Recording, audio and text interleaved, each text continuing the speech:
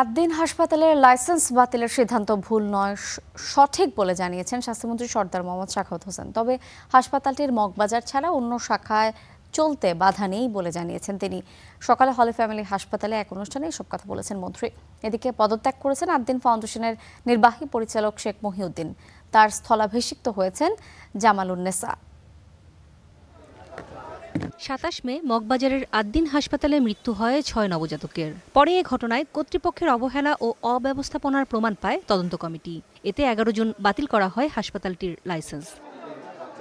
এ নিয়ে নানা আলোচনা সমালোচনার মুখে হলি ফ্যামিলি হাসপাতালের এক অনুষ্ঠানে স্বাস্থ্যমন্ত্রী জানান, আদ্দিনের ভিতরের পরিবেশ ছিল দম বন্ধ করা। মারা যাওয়ার আগে ৬ নবজাতকের কান্নায় সাড়া দেননি কোনো চিকিৎসক, নার্স। এমন হাসপাতালের লাইসেন্স বাতিল সঠিক সিদ্ধান্ত।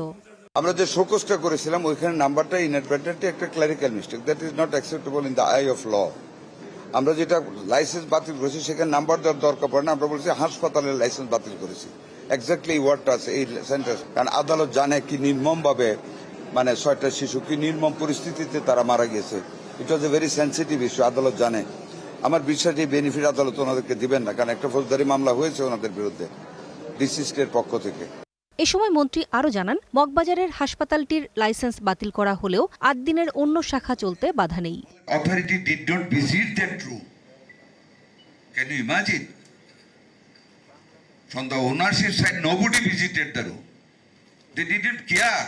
৬ শিশুর মৃত্যুর দায় হাসপাতাল কর্তৃপক্ষকেই নিতে হবে জানিয়ে স্বাস্থ্যমন্ত্রী আরও বলেন, এই অপরাধের শাস্তি হিসেবেই নিবন্ধন বাতিল হয়েছে। কেউ অপরাধ করলে পার পাওয়ার সুযোগ নেই। Medical ethics is tantamount to moral ethics. নূরে জান্নাত, স্টার নিউজ, ঢাকা।